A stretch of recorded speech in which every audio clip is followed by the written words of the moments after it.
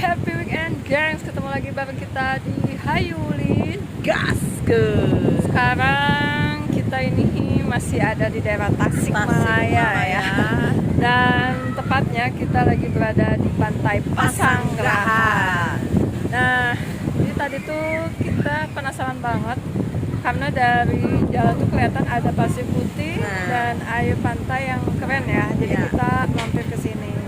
Dan buat kalian yang mau tahu seperti apa reviewnya, jangan kemana-mana, ikuti kita. Tapi sebelum itu jangan lupa yang belum subscribe silahkan di subscribe dulu, Ditekan tombol loncengnya, like, komen, dan di share. Ini dia.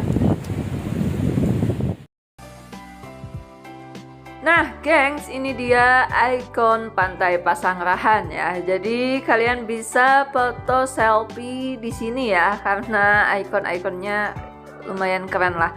Nah, kita bisa lihat dari anak-anak yang ada di pinggir pantai sana, mereka sedang asik banget bermain air dan juga main bola kaki ya. Kayaknya seru banget. Nah, selain itu, selain kita bisa bermain air dengan puas banget di sini, kalian juga bisa berbelanja ya, karena di sini udah komplit banget dari mulai makanan, oleh-oleh ikan-ikan, dan juga baju banyak banget, gengs.